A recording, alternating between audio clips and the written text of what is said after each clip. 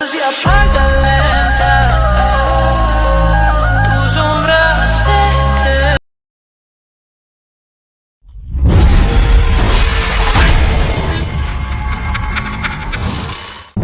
दमयंती अब बहुत खुश थे। अब मेरे अंदर डायनी की शक्तियां भी हैं और कर्ण पिशाचिनी की भी। इसका मतलब अब मैं सबसे ज्यादा शक्तिशाली हूँ।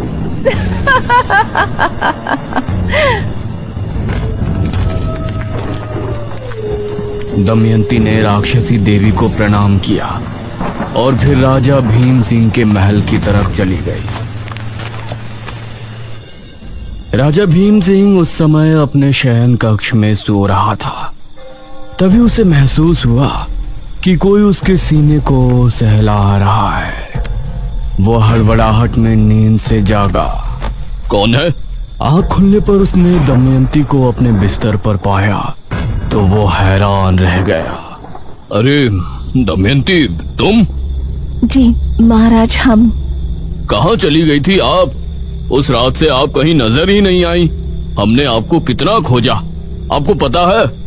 महाराज, आपने हमारे साथ जो किया उससे हमें बहुत बुरा लगा था, लेकिन बाद में हमने सोचा कि आपने हम पर इतनी दया की थी, हमें अपने महल में जगह दी थी। आपके एहसानों के बदले तो हमें जीवन भर आपकी सेवा करने में ही गुजार देना चाहिए। ये सुनकर राजा खुश हो गया। ऐसा नहीं है दमयंती, आप बस हर रात हमारा अकेलापन दूर कीजिए, यही हमारे लिए काफी है। क्यों नहीं महाराज? ये कहकर दमयंती महाराज पर झपटी। महाराज बेड पर वापस गिर गए और दमयंती उनके सीने पर बैठ गई। वो महाराज के चेहरे पर प्यार से हाथ फेरने लगी। महाराज भी उसकी कमर पर हाथ फेर रहे थे और अपनी आंखें बंद करके उसके कोमल जिस्म का स्पर्श महसूस कर रहे थे। तभी दमयंती की आंखें लाल लाल चमक उठी। उसके नाखून लंबे होकर राजा के सीने में चुभने लगे। भीम सिंह ने जैसे ही आंखें खोली तो दमयंती का नया रूप देखकर वो हैरान रह गया। हटिए, कौन है आप?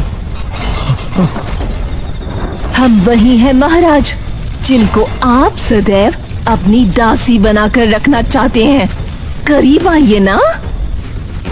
दमयंती ने अपना तेज पंजा राजा के सीने पर ऐसा चलाया कि अगले ही पल भीम सिंह का दिल दमयंती के हाथ में था।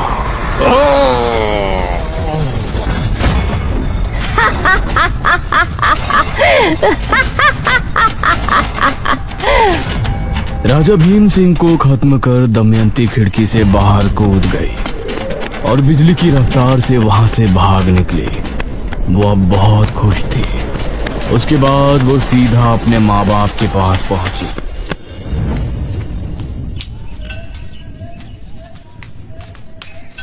अरे दमयंती बेटी।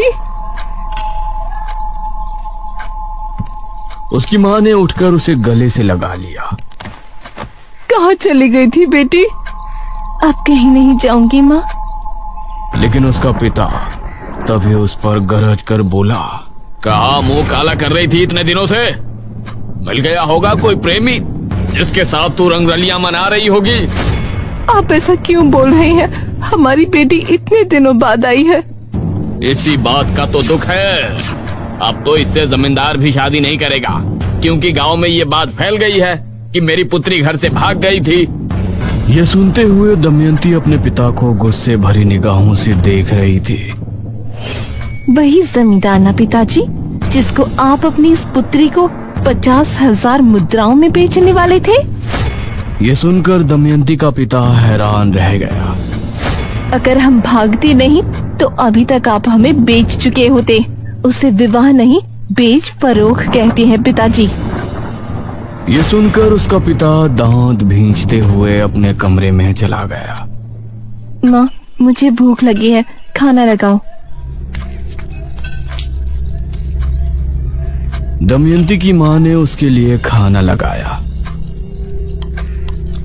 और दमयंती ने खाना शुरू किया। लेकिन काफी खाने के बाद भी उसकी भूख मिट नहीं रही थी। माँ और दो ना, भूख लगी है। बेटी तुम 8 रोटी खा चुकी हो, अभी तक तुम्हारी भूख शांत नहीं हुई। ये सुनकर दमयंती को भी बहुत अजीब लगा, क्योंकि इस बात पर उसने भी ध्यान नहीं दिया था। कोई बात नहीं बेटी, मैं अभी बनाती हूँ, रुक। दमयंती की माँ ने उसके लिए 4 रोटियां और डाली, लेकिन उन्हें खाने के बाद भी दमयंती की भूख शांत नहीं हो रही थी। ठीक है माँ, मैं सोने जा रही हूँ।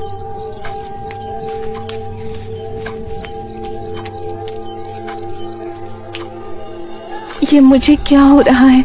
इतना खाने के बाद भी भला मैं भूखा क्यों महसूस कर रही हूँ?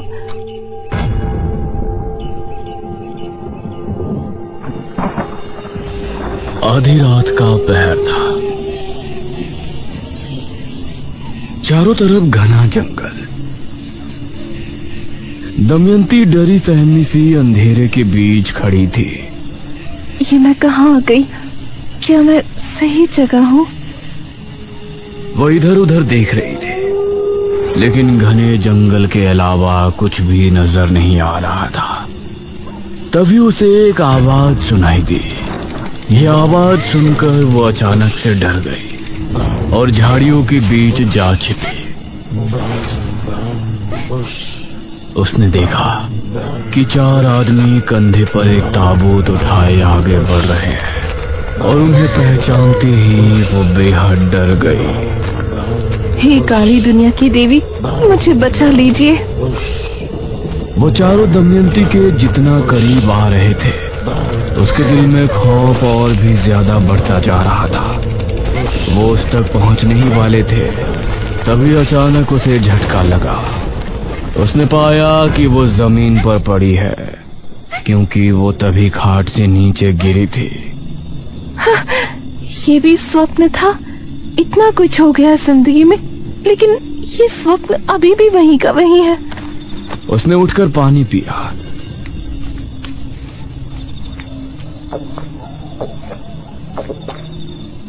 लेकिन उसकी प्यास और ज्यादा बढ़ गई। क्या हो रहा है मुझे? उसके शरीर में सिहरन होने लगी थी और उसकी आंखें अपने आप ही लाल होने लगी थी। वो उसी समय जंगल की तरफ भाग निकली। उसके नाखून लंबे हो गए और वो बहुत गर्मी महसूस करने लगी। उसकी चमड़ी भी भयानक हो गई थी। ये मुझे क्या हो रहा है?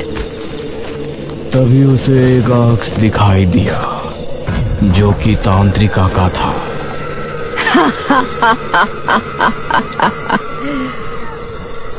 तांत्रिका?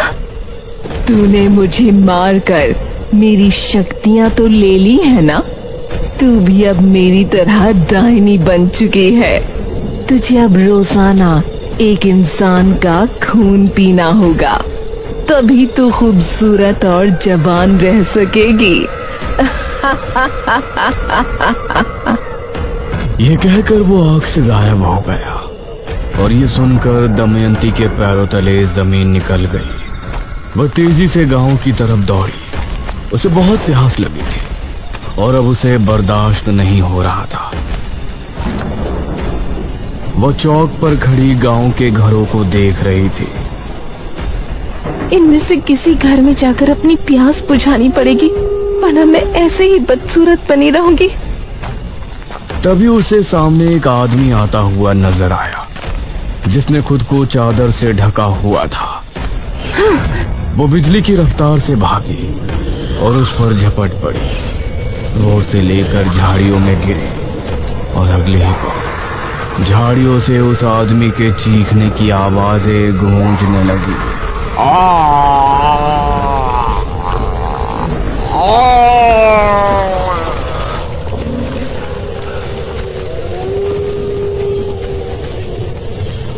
काफी देर बाद दमयंती उस आदमी से अलग हुई। अब उसका शरीर फिर से इंसानों के जैसा हो गया था। उसकी आंखें, उसके नाखून सब पहले जैसे हो गए थे और अब वो खूबसूरत दिख रही थी। अब मुझे घर चलना चाहिए, कहीं माँ ने देख लिया तो सदमे में चली जाएगी। वो उसी समय वहां से भागी और घर पहुंचकर आराम से सो गई। अब उसकी प्यास बुझने के बाद उसे चैन की नींद आ गई थी।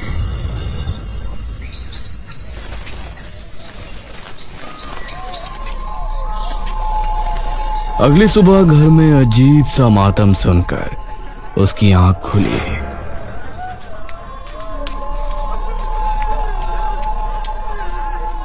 वो कमरे से निकली तो उसके घर के बाहर कुछ लोग जमा थे। उसके पिता की लाश जमीन पर पड़ी थी और उसकी माँ वहीं खड़ी आंसू बहा रही थी। ये क्या, ये कैसे हुआ? जरूर इस पर किसी जानवर ने हमला किया होगा। पूरे शरीर से खून गायब है। उसने देखा कि उसके पिता के लाश के पास वही चादर पड़ी थी जो उस आदमी ने ओढ़ी थी, जिसका शिकार उसने पिछली रात को किया था। ये जानकर उसके पैरों तले जमीन निकल गई कि उसने अपने ही पिता को मार दिया था। उसके पिता का अंतिम संस्कार किया गया और अपनी माँ को सफेद साड़ी में देखकर उसे बहुत बुरा लग रहा था, लेकिन अब जो हो गया था उसे बदला नहीं जा सकता था। वह हर रात को एक मर्द का खून पीने जाती और उसकी सुंदरता निखरती जाती। जो भी लड़का उसे पसंद करता वो उसी को अपना शिकार बनाती, क्योंकि उसको मर्द के नाम से ही नफरत हो गई थी। इसी तरह 40 साल और गुजर गए और अब उसकी माँ भी बूढ़ी होकर खत्म हो गई। गांव के लोग उसके बारे में तरह तरह की बातें करने लगे थे, क्योंकि वो 75 साल की होने के बाद भी बूढ़ी नहीं हो रही थी। लोग उसके करीब जाने तक से डरने लगे थे और इसी तरह से 23 साल और निकल गए। एक रात इसी तरह से वो अपना शिकार करके घर लौटी तो उसको अपने शरीर में अजीब सी सिहरन महसूस होने लगी। ये मुझे क्या हो रहा है? तभी उसे काली दुनिया की देवी की आवाज सुनाई दी। दमयंती, तुम्हारी आयु अब 98 साल 6 माह हो गई है। तुम्हारे पास अब 18 माह का समय है। 18 माह मतलब 100 वर्ष की आयु होने के बाद 15 माह के बाद तुम एकदम बूढ़ी हो जाओगी और उसके बाद कुछ ही महीनों में तुम्हारी मौत हो जाएगी। ये सुनकर दमयंती के पैरों तले जमीन निकल गई। लेकिन मैं कैसे मर सकती हूँ? मैं तो बहुत शक्तिशाली हूँ। डायनी योनि का एक नियम होता है। आयु के 100 वर्ष पूर्ण होने के बाद वो किसी भी इंसान का खून नहीं पी सकती, न ही किसी मनुष्य का शिकार कर सकती है। उस समय उसे एक क्रिया करनी होती है जिसमें उसको जिंदा मनुष्य नहीं बल्कि 11 मुर्दों का खून पीना पड़ता है और ये क्रिया 100 वर्ष की आयु होने के 55 दिनों के भीतर करनी पड़ती है, अन्यथा 56वें दिन उसकी मृत्यु हो जाएगी। लेकिन जब मैं किसी मनुष्य को मार ही नहीं सकती और जिंदा मनुष्य का खून पी नहीं सकती तो इस क्रिया को करूंगी कैसे? वो तुमको करना है। कैसे करना है ये सब तुमको देखना है, लेकिन उस क्रिया को करने के बाद ही तुम्हारी आयु 1000 साल बढ़ जाएगी, अन्यथा तुम्हारा अंत हो जाएगा। ये सुनकर दमयंती को कुछ भी समझ नहीं आया कि वो आगे क्या करे। इस तरफ बेरमपुर में राजा विश्वजीत के प्रजाजन महामारी से जूझ रहे थे। महाराज, नगर में फैली महामारी अब और बढ़ चुकी है। अब इससे नहीं निपटा गया तो राज्य पूरी तरह से तबाह बर्बाद हो जाएगा। इस महामारी से निपटने का बंदोबस्त हम अवश्य करेंगे मंत्री जी। उसी समय एक आदमी वहां पहुंचा। महाराज की जय हो।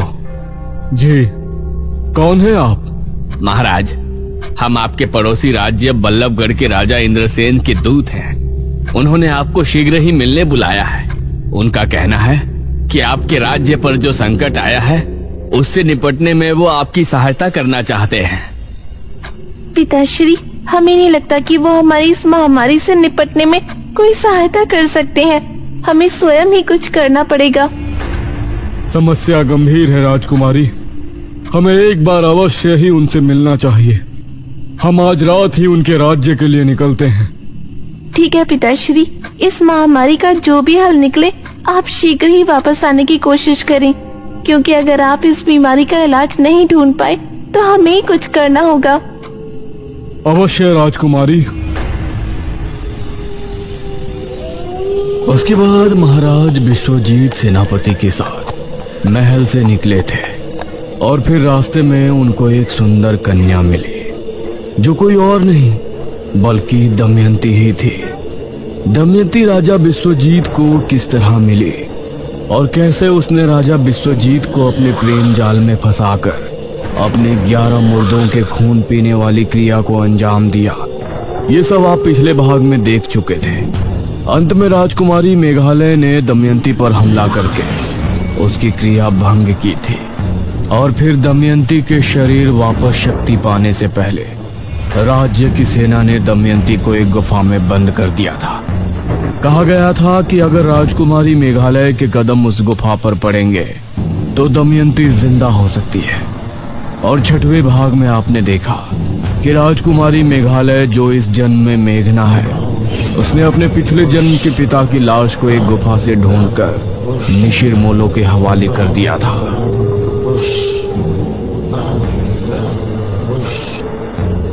और फिर अपने शहर वापस आ गई थी।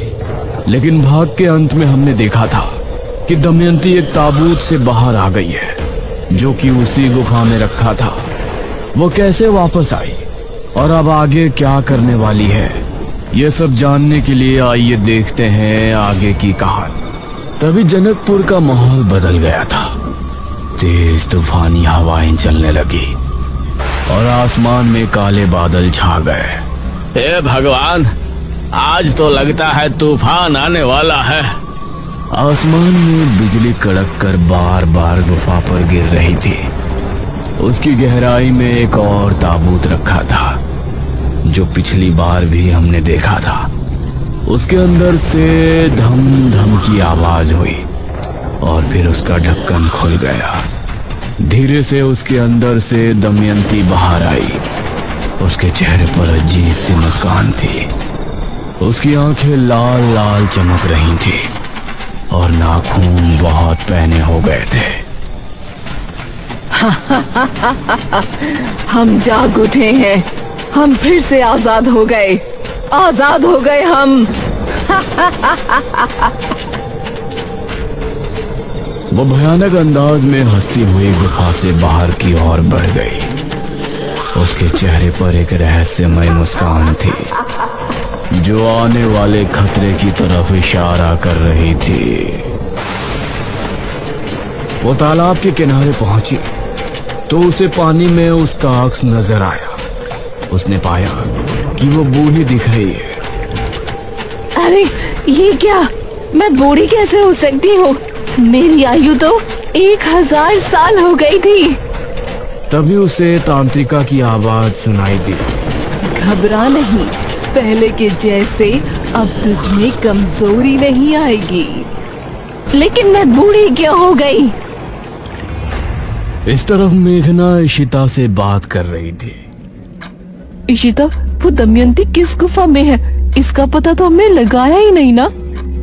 अरे यार, हम उस गांव में गए थे मृत्युंजय अमृत का सैंपल लाने। उसके बाद तो वहाँ की राजकुमारी निकली। निशिर मोलो से हमारा सामना हुआ और आखिर में तूने उन्हें महाराज की लाश देकर हमेशा के लिए वापस भेज दिया। अब इस चैप्टर को क्लोज करना यार। उस दमयंती का क्या हुआ? तू इस बारे में क्यों सोच रही है? नहीं, हमें उसके बारे में पता होना चाहिए ना। ओ बहन, तू अब काम पर ध्यान दे। दमयंती तब तक जिंदा नहीं होगी जब तक तू उस गुफा में कदम नहीं रखेगी जिस गुफा में उसे रखवाया गया था। और हमें तो उस गुफा के बारे में कुछ पता ही नहीं है। इसका मतलब न तो कभी उस गुफा के अंदर जाएगी न कभी वो वापस उठेगी।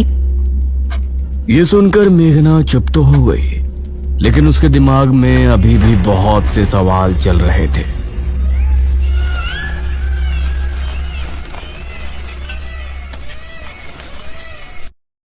वहीं बेरमपुर में अनुज अपने घर पर बैठा हुआ था। अरे खाना खाएगा या नहीं? कब से इसी सोफे पर चिपक के बैठा है? माँ, मुझे भूख नहीं लग रही है। जब लगेगी तो खा लूंगा ना। आप खा लो। अब उन्हें कैसे बताऊं कि मुझे मेघना की याद आ रही है। इससे अच्छा तो निशिर मोलो कभी इस गांव से जाते ही नहीं। मेघना यहाँ मेरे साथ तो रहती।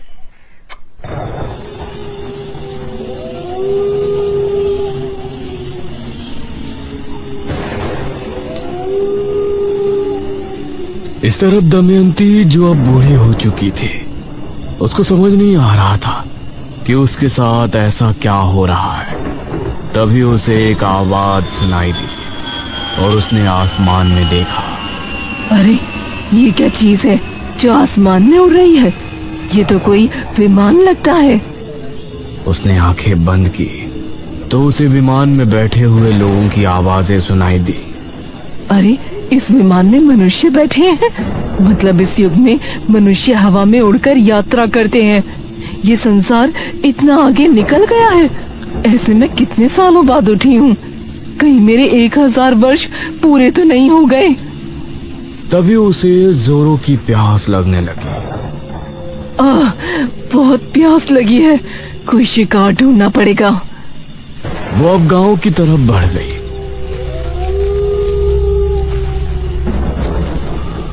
जनकपुरी में सभी गांव के लोग अपने अपने घरों में घुस गए थे। इस तरह का तूफान तो जनकपुरी में कभी नहीं आया। इतनी तेज हवा, कहीं घर की छत छप्पर ना उड़ जाए।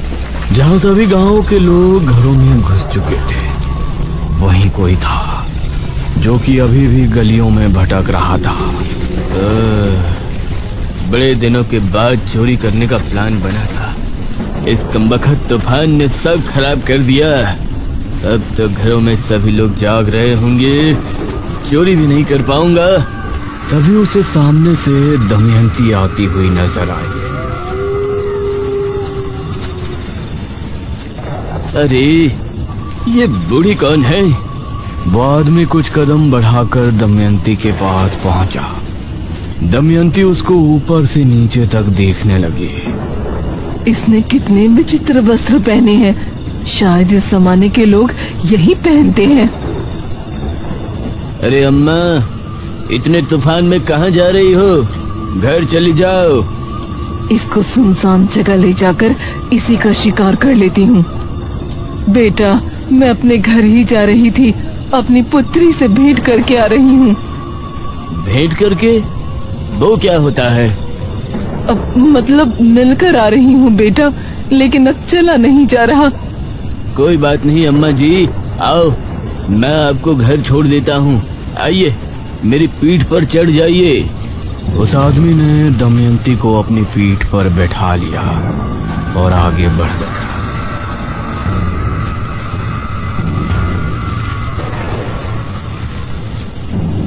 इस जमाने के लोग तो काफी शरीफ हैं। ये अच्छा है, मुझे इनका शिकार करने में ज्यादा मेहनत नहीं करनी पड़ेगी। तभी वो आदमी मन में सोचने लगा, इस बुढ़िया के घर में कोई नहीं रहता होगा, तभी तो अकेली आ रही है। अब इसके घर जाऊंगा और फिर इसे मौत के घाट उतारकर इसका सारा धन लूट कर रफू चक्कर हो जाऊंगा। उस आदमी के मन की बात दमयंती ने सुन ली और उसे गुस्सा आ गया। उसने अपने हाथों को उसकी गर्दन पर जकड़ लिया। अरे अम्मा, क्या कर रही हैं? तेरा ये दुस्साहस, तू मुझे मौत के घाट उतारने की सोच रहा है? ये सुनकर उस आदमी को बहुत हैरानी हुई। दमयंती ने पूरी ताकत से उसका गला घोंट दिया। वो जमीन पर गिरकर खुद को छुड़ाने की कोशिश करने लगा।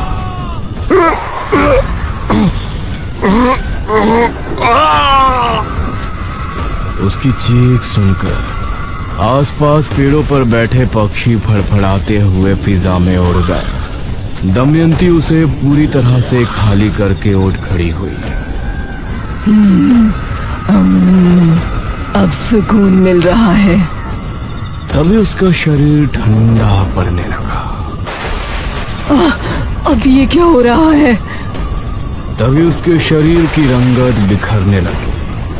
उसके बाल भी काले घने हो गए। देखते ही देखते वो पूरी तरह से जवान और खूबसूरत हो गई। उसने अपने चेहरे पर हाथ फेरा तो अपनी खूबसूरती को वापस पाकर उसे बहुत खुशी हुई।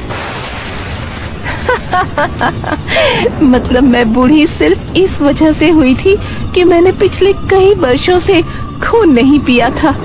इसका मतलब मेरी जिंदगी के 1000 वर्ष पूरे नहीं हुए। अब मैं राजकुमारी मेघालय से अपने साथ हुई सभी धोखेबाजी का बदला लूंगी। मार दूंगी उसको चारों तरफ से, मार दूंगी उसको चारों तरफ, तबाही मचा दूंगी। दमयंती आगे क्या करने वाली है? वो अचानक कैसे आजाद हो गई? क्या अब मेघना की जिंदगी में खतरा और ज्यादा बढ़ गया है? अनुज मेघना को पसंद करने लगा है। क्या होगा इसकी प्रेम कहानी में? बने रहिए हमारे साथ इस रोमांचक और डरावनी कहानी के अगले भाग ताबूत पार्ट 9 में भी, सिर्फ और सिर्फ स्कल टाउन्स यूट्यूब चैनल पर।